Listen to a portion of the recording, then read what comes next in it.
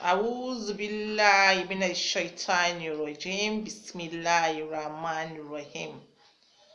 Assalamu alaikum wa rahmatullahi wa barakatuh. Ṣàlàáfíà ni mo bá yín ẹ̀yin sísítà mi in Islam. Ṣàlàáfíà ni mo bá yín ẹ̀yin sísítà mi in Christianity.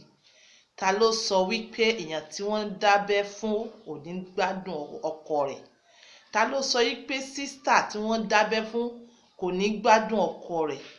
Ìwọ tó ń wò mí lóbìnrin, yéé sọ wípé wọ́n dábẹ́ fún ẹ ò lè gbádùn ọkọ rẹ̀. Ẹ̀yin ọkọ náà tẹ́ ẹ find pé ìyàwó yín wọ́n dábẹ́ fún, ẹ tutọ́ rẹ̀ dànù. Ẹ ti kí ni? Ẹ tutọ́ ẹ̀ dànù. Ẹ tutọ́ rẹ̀ dànù pé èèyàn tí wọ́n dábẹ́ fún wọn ò kí ń gbádùn ọkùnrin. Àti mo ti irú tọ́pìkì yìí mo ti ṣe, bẹ́ẹ̀ mo wá padà fẹ́ ṣe ni nítorí ìkan méjì mẹ́ta àwọn èèyàn tó sọ fún mi pé wọ́n dábẹ́ fún un torí rẹ̀ ni kò fi gbádùn ọkọ rẹ̀, kò fi gbádùn èmi ọkọ rẹ̀. Is a what? Is a lie. Torí pé kí ni ọkàn nìkan kí ni àǹfààní pé ìwọ kò lè bàbá rẹ o fẹ́ ọkọ o wá sọ wípé ò gbádùn ọkọ rẹ lórí bẹ́ẹ̀dì. Lálákọ̀ọ́jọ́ kákọ́ sọ torí bẹ́ẹ̀dì náà. O gbádùn ọkọ rẹ lórí bẹ́ẹ̀dì. You have to look for it. You have to find out. You have to search bí wàá ṣe gbádùn ọkọ rẹ. Ní ti tọ́jú ara ni, ní ti anything ni, ní ti pé kíní ni. Kí ọkọ náà ṣe kíní ni, kó náà títọ́jú ara rẹ̀ láyé títí ẹ̀. Ṣó yé ẹ? Ẹ̀yin ti rí obìnrin tí wọ́n dábẹ́ fún tó sì ń sunkún lábẹ́ ọkọ rẹ̀. Ọkọ rẹ̀ ní my dear, why are you crying? Ó ní mò ń gbádùn ẹ̀ ni. Dúdú yẹn dùn mọ́ débi pé ó sì ń ṣe àwàyé lójú. Ó ṣiṣẹ́ débẹ̀ ni. Kí ló ṣe? Ó ṣiṣẹ́ débẹ̀ ni. Ìwọ tí wọ́n dábẹ́ fún, mo fẹ́ kí ìwọ náà ṣiṣẹ́ débẹ̀. Ò ní fi ara rẹ kalẹ̀ lásán. Ṣó yé yín bẹ́ẹ̀ yẹn? Gbogbo àwọn tẹ́lẹ̀ ọkọ fẹ́ kún wọn lórí. Ó níbi tí wọ́n ṣiṣẹ́ yẹn dé. Kò yí ṣe ṣiṣẹ́ scary o. Just little enhancement. Ẹ má jẹ́ kí wọ́n tàn yín. Little enhancement ni. Little enhancement. Òun náà lẹ́nu mo fẹ́ discuss lénìí. So ó da ayé àtúnwá. Ó ṣe kí ni? Ó da ayé àtúnwá. Wọ́n dábẹ́ fún mi. Wo bí mo fẹ́ kẹ́ ẹ mọ gbọ́. Ẹ mọ bá wọn sọ.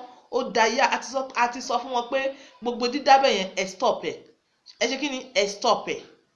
Because kò make sense. Ẹ̀yin ìwọ tó bá dẹ̀ wá fún ara rẹ pé wọ́n ti dábẹ́ fún ẹ. Ó bà ní kò bàjẹ́. It is not the worst scenario.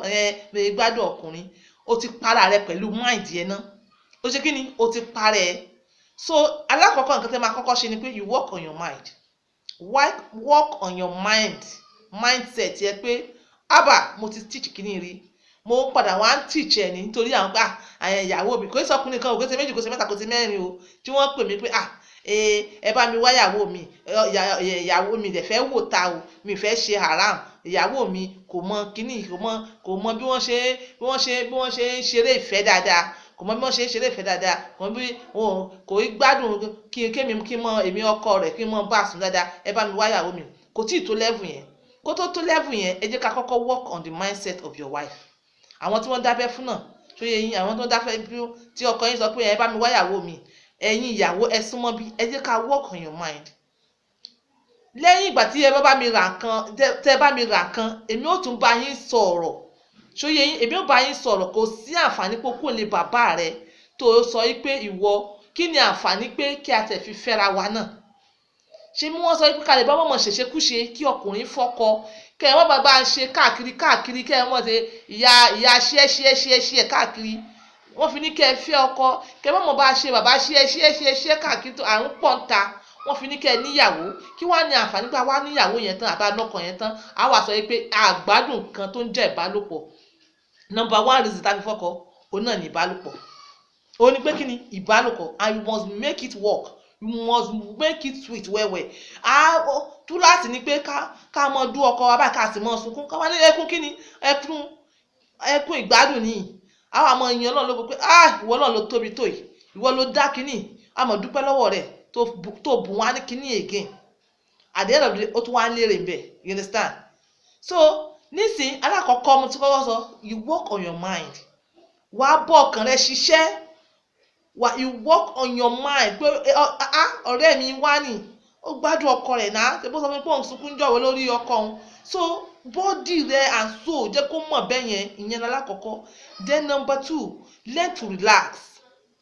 Learn to relax. Ẹ mọ̀ relax. Tó bá ti di tẹ̀ tó wà pẹ̀lú ọkọ rẹ tẹ̀ ń ṣeré ìfẹ́, mo ti sọ topic wa wà related, you understand? And people, maybe because they are new, they keep on asking and asking and asking, you understand? Work on your mind, relax your body, your soul, everything nípa relax here pé yes, this is time to enjoy like sweet in your mouth, kó mọ romance ẹ kó mọ dùn mọ́ ẹ lẹ́nu. Yes, relax. Ṣé ní báyìí mo ṣe relax, kò á relax, enjoy yourself. I mean, this is my husband, anytime you must enjoy it. Kò sí jẹ́ àpótá pé ẹ̀yin enjoy it rárá, or I enjoy it. Ada tó ń bá gbé wá ló tó ní oní foreplay, enjoy. Tí wọ́n gbé wá ní tòsí kankan, you have to enjoy it. Then number 3 ó ní pé endurance, little endurance in the sense that lóòótọ́ àwọn tí wọn ò dábẹ́ fún ṣíkíní time ara wọn ti tètè ó ti dìde, ó ti trigger ara wọn tí wọn ò dábẹ́ fún. Tó bá ti you understand, tó kàn bá wọn ṣeré díẹ̀, this one ọkọ nídìí láti wà involve, ìwọ náà dẹ̀ ní o ní láti wà involve, you understand? Ọkọ ẹ̀yin là ń bá wíjù nísìn, àwọn tí wọ́n dábẹ́ fún àsìkò díẹ̀ ni gbogbo ẹ ti in time ti gbogbo ẹ ti ó ti wà on, wọ́n ti wà triggered, you understand? Àmọ́ àwọn tí wọn ò dábẹ́ fún ẹ ní láti ṣe àsìkò díẹ̀ again, like àsìkò díẹ̀ ká sọ pé kò yẹ ṣe pé àsìkò gbogbo nǹkan tá à ń sọ yìí náà kò yẹ ṣe pé púpọ̀ o. Obìnrin generally ara wọn kò smart up bí tọkùnrin. Obìnrin máa ń wà a little bit slower, àwọn tó wá dábẹ́ fún wọn wà slowest. So tó bá sọ pé ara obìnrin tí wọn ò dábẹ́ fún tó bá jí pépé ní 3 minutes, èyí tí wọ́n dábẹ́ fún ká sọ wípé 6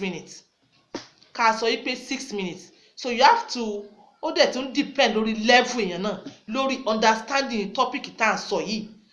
So little endurance pé tó bá yá gbogbo ẹ máa fall in place, tó bá yá gan ìwọ gan tó wá máa smart up ju àwọn tí wọ́n dábẹ́ fún lọ. Ọkọ rẹ̀ kó wá mọ wà lọ́wọ́ àmọ́ wọ́n dàgbé ó mọ confused pé àbí wọ́n ti dábẹ́ àbí wọn ò dábẹ́ fún ẹ mọ́ ni. Then the number 4, little enhancement tá à ń ṣe yìí kékeré náà ní níwọ̀nba, you understand? Ẹ kàn sí àwa yìí, èyí tá bá tà fún yín ẹ gbé kalẹ̀ ni, kò kí ń bàjẹ́, ẹ máa lò díẹ̀díẹ̀.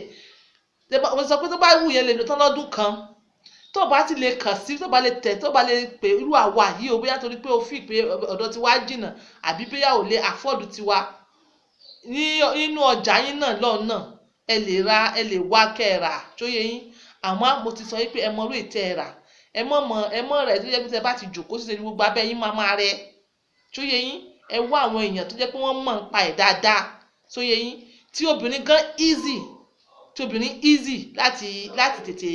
láti tètè rí èyí tó dáa ju ti ọkùnrin lọ, kò bá jẹ́ àlàyé.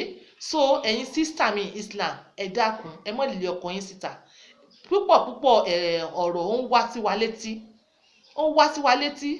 Èmi ò bẹ́ẹ̀ ṣe àwọn tó ń lọ lé kéwú nínú yín, ẹ dákun mo fi àsìkò yìí rọ àwọn àfáà, ẹ sọ fún wọn bí wọ́n ṣe máa last pẹ̀lú ọkọ wọn, bí wọ́n ṣe ń ṣe pẹ̀lú ọkọ, ẹ túbọ̀ mọ kọ́ wọn bí wọ́n ṣe ń ṣe, ẹ túbọ̀ mọ kọ́ wọn. Ẹ jẹ́ kí wọ́n wà nílé kéwú, kó ọkọ náà sọ pé alhamdulillah pé ọlá ilé kéwú tí ìyàwó mi lọ ló fi improve dáadáa báyìí. Ẹ rí àwọn ọkọ mi wọ́n kọ̀ tí wọ́n náà ọkọ ìyàwó wọn lọ lé kéwú because of what? Nítorí pé wọ́n ní tó bá délé kéwú ọ̀tọ̀ nìkan táwọn afáwọn máa kọ́ wọn, á jẹ́ kí wọ́n mọ ta that is wọ́n máa ń jẹ́ kí ọkọ wá, wọ́n máa ń jẹ́ kí àwọn ìyàwó yẹn wá distance sí ọkọ wọn. I don't know which kind lesson is that. I hope I understand ọ̀rọ̀ mi, then mi ìfẹ́ kẹ́ tún gbé sódì. Èmi ò sọ pé everybody o, nǹkan tí mò ń sọ ni pé ẹ kọ́ wọn. Ọlọ́run bá mi kẹ́ bàbá mi kan tó ṣe wáàsí ńjọ́ yẹn, ó need láti mọ kọ́ wọn pé ìwọ obìnrin ìjọ́ wo lẹ ṣe báyìí last ni àwọn obìnrin yẹn rẹ́rìn-ín. Eléyìí sọ̀rọ̀ ẹ̀rín, ọ̀rọ̀ ó tọ́ ni, gbogbo ẹ̀ là ń kọ́ yín, ọ̀rọ̀ ó tọ́ ni. So ẹ kọ́ wọn ní èyí tí wọ́n fi mọ́ súnmọ́ ọkọ wọn dáadáa, tí wọ́n fi mọ́ rẹ́ pẹ̀lú ọkọ wọn. Then before I finish, ẹ̀yin ọkọ olójú ìnàkí, ẹ̀yin ọkọ olójú ìnàkí tó bá pẹ́ tó bá ti wọlé báyìí ìyàwó rẹ̀ ò tún gbádùn mọ́.